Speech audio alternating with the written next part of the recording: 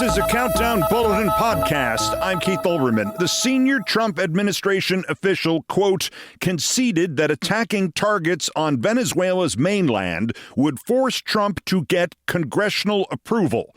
Quote, if he were to authorize some activity on land, then it's war, then we'd need Congress.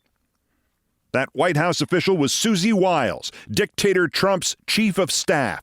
The interview was conducted by Vanity Fair magazine 2 months and 1 day ago, and she was entirely right. Trump needed a declaration of war. Yet overnight, without that, Trump invaded Venezuela, seized its leader Nicolas Maduro, killed Venezuelans. To paraphrase his own chief of staff, Trump did authorize some activity on land, and it's war, and he'd need Congress. And Trump instead broke the law and breached the Constitution of the United States.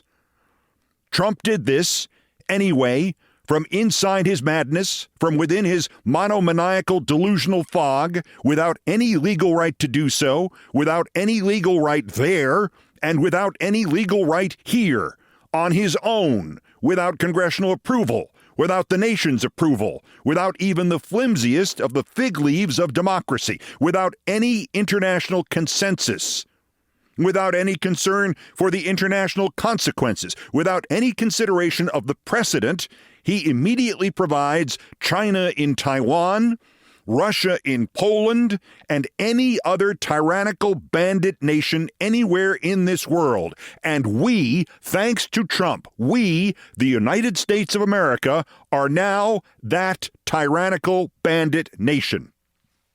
It is so bad, it is so obvious, it is so unconstitutional that even some Republicans woke up in the middle of the night and noticed, quote, I look forward to learning what, if anything, might constitutionally justify this action in the absence of a declaration of war or authorization for the use of military force, writes Senator Mike Lee of Utah, of all people. And most importantly, perhaps thanks to Trump, any other nation on this planet that invents an excuse that looks like some kind of legal prosecution, anybody who can get its equivalent of a pliant Department of Justice and its equivalent of a comatose Congress and its equivalent of an authoritarian-based political party to make up self-justifying laws and excuses, any other country that can use sophistry to create a serious-sounding but meaningless phrase like narco-terrorist, any country that can just stick a hyphen and that word terrorist on it and declare any leader in the world guilty of it, any leader, including Trump, and take the piratical act he just completed there, they can now try to repeat it here in this country. Call Trump a fill-in-the-blank, add an O, add the word terrorist, and vow to prosecute him, and some other nation could have done what he just did in Venezuela and could cite its move against Trump or any other leader in the world, anyone you can consider, Canada, Ukraine, anything in South America, Australia, any leader in the world is now vulnerable as long as whoever seizes him cites the move in Venezuela by Trump. Thus, Trump has now endangered every man, woman, and child in this nation by this insane and illegal personal war against Venezuela. Trump must be impeached and removed from office immediately. And if the cowardly, brazen, anti-democracy Republican Party again sits idly by, raising no alarm because it's Saturday, and everybody except Mike Lee has devoted their energies to rationalizing Trump's newest crime, and we know that is exactly what they will do, at least in the House, or more exactly what they will not do. If the Republican whores keep whoring today and tomorrow and in the days and weeks to come, the Democrats seeking office this year and seeking the presidency in 2029 must now commit to turning Trump and his henchmen, Marco Rubio, Pam Bondi, the hypocritical and now worthless Susie Wiles, over to the International Court of Justice for prosecution as war criminals. Use the Maduro precedent. Just have the international court drop by and pick them up. Send an armored Uber. It is important to also note that on the simple theoretical scale of who should remain as the leader of a failed rogue state, there is no defense for Nicolas Maduro. There is overwhelming evidence that he fabricated his latest, quote, re-election after first denuding the opposition and the laws within his own country. Again, by those tokens, Trump has just put us on that identical path. We are on the way to becoming Venezuela. And the idea that a country is suffering under a dictator who has no moral right to continue can be said even more easily of Putin than it can be said of Maduro and of Xi in China and of dozens of others, many of whom Trump considers friends or at least allies, about whom he makes no distinction as to whether or not they are justifiable in continuing in office. Maduro has no moral right to continue as president of Venezuela, and Trump has no moral right to act upon that by himself. He does not own the United States of America. He is not our owner. We are not slaves to Trump. Congress is not made up of slaves to Trump. The Senate is not made up of slaves to Trump. Trump's actions today were ethically and legally without the support of the United States of America. If Trump has made us a bandit state, he is the bandit. The New York Times reached Trump by phone minutes after he announced his private illegal invasion of Venezuela on social media, 4:30 a.m. Eastern per the newspaper. Its reporter Tyler Pager got him after he says 3 rings. Trump then said that it was, quote, a lot of good planning and a lot of great troops and great people. It was a brilliant operation, actually. No sense of right or wrong. Mr. Pager then asked about that tiny detail, right or wrong. Did he seek congressional authority before ordering what Trump described as, quote, a large-scale strike? Trump's answer to the Times, quote, we'll discuss that. We're going to have a news conference. You're going to hear all about it. And then the Times reports he hung up. He hung up after 50 seconds of his usual self-congratulatory, insane bullshit.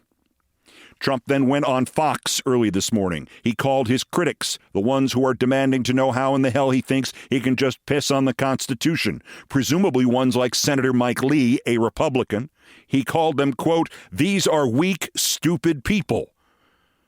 Trump then promptly showed that every Trumpian accusation is a confession. He still cannot process that political asylum and mental asylums are different things. Today, this morning, of what he just did to Maduro in Venezuela and what he just did to the U.S. Constitution, he said, quote, they emptied out, if you think about it, they emptied out all of their mental institutions into our country, unquote.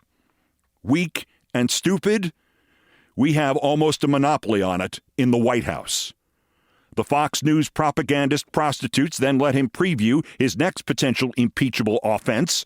Quoting Trump again, the cartels are running Mexico. She's not running Mexico. By she, he means President Sheinbaum. Quote, we could be politically correct and be nice and say, oh, yes, she is. No, she's very frightened of the cartels. They're running Mexico. And I've asked her number times, would you like us to take out the cartels? Something is going to have to be done with Mexico. If Trump gets away with what he has done to Maduro in Venezuela, he will now try to act on our own shores, on our own border, against our own neighbors. But that is ahead. We are still talking about what he did last night, how he violated the Constitution and rendered himself inappropriate to continue as President of the United States. The premise of this brazenly illegal invasion is a 2020 indictment of Maduro in New York on various drug trafficking charges. This will be the structure by which Trump will almost certainly follow up his private unconstitutional war by attacking all those who speak out against his unconstitutional actions. The idea that he did not involve Congress, and thus by extension that he did not involve the people of this country, and that he violated the Constitution, all of that will be swamped under a massive wave of propaganda, with the seemingly but still phony structure of indictments and the Department of Justice at its center. Overnight, that hapless cur Pamela Bondi wrote, quote, Nicolas Maduro and his wife Celia Flores have been indicted in the Southern District of New York. Nicolas Maduro has been charged with narco-terrorism conspiracy, cocaine importation conspiracy, possession of machine guns and destructive devices, and conspiracy to possess machine guns and destructive devices against the United States. That none of that makes sense in English is not relevant to Ms. Bondi, who is a moron. Quote, they will soon face the full wrath of American justice on American soil in American courts. On behalf of the U.S. DOJ, blah, blah, blah, she then massaged Trump's ego before spouting the nonsensical word salad that has marked all of Trump's illegal actions against Venezuela, calling this latest one, quote, incredible and highly successful mission to capture these two alleged international narco-traffickers. JD Vance has added another bovine bleat to this unconstitutional act that Trump warned Maduro that the drug trafficking must stop and the stolen oil must be returned to the United States, unquote. At least when this government endangers the life of every American in an international act of terrorism, it does not pretend that this is not about more money for American corporations. There is comic relief. The writer Michael A. Cohen, not the former Trump fixer, writes that if Maduro is smart, he will quickly plead guilty, fast-track his own sentencing, then buy a Trump drug pardon. There is another question to raise in the days to come. When the Democratic military veterans serving in the Senate and House produced the video reminding those still on active service that they were obliged by their oaths to not obey illegal orders from Trump, were these Democrats only talking about his demands that soldiers act illegally within this country's borders? Or did Mark Kelly and Slotkin and the others see this kind of piracy coming from Trump in Venezuela and was reminding those service members that these orders might also be illegal? Were these orders illegal? Without congressional authorization, were these orders in Venezuela overnight illegal? The structure of the entire rationalization, the rationalization of the seizure of the leader of another country and the rationalization for violating the Constitution of this country, the structure of that is built around the Bondi nonsense. We know he's guilty. We've indicted him. So what? A little invasion. So what? America, F yeah. Based on that and the boldness of our simp Secretary of State Marco Rubio, he rationalized this by retweeting himself.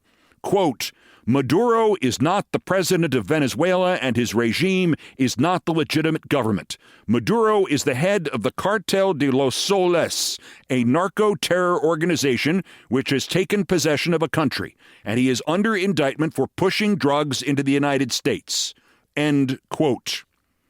Rubio had written that on his official State Department account on July 27th of this year. Last year, correcting. He could not even be bothered to write something new this morning. Curiously, when he retweeted that, he did not send it out from its original State Department handle. He retweeted it from his personal account. Presumably, that ambiguity of whether or not that statement, his regime is not the legitimate government, whether or not that's the official position of the government of the United States is left unclear. That may be useful to Marco Rubio if and when he has to mount a criminal defense for what happened overnight. Ultimately, Rubio's statement, official or personal, is the real point here.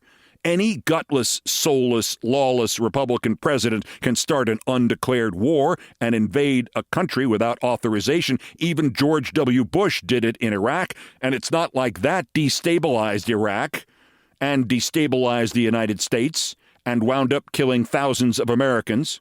But it takes an especially corrupt, morally bankrupt creature like Donald Trump to do something worse on top of that, on top of repeating the key unconstitutional move of Bush in Iraq.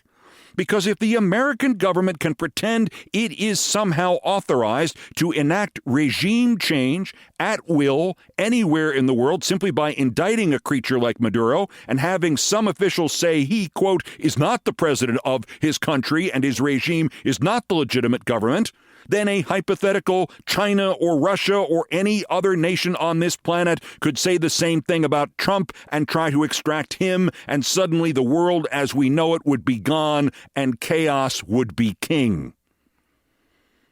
And apparently, all this hypothetical other nation would have to do to make itself legitimate in its own eyes would be to insist that it is acting legitimately. All it would have to do would be to have its version of Marco Rubio make the declaration of illegitimacy and then retweet himself. This has been a Countdown Special Bulletin podcast. I'm Keith Olbermann.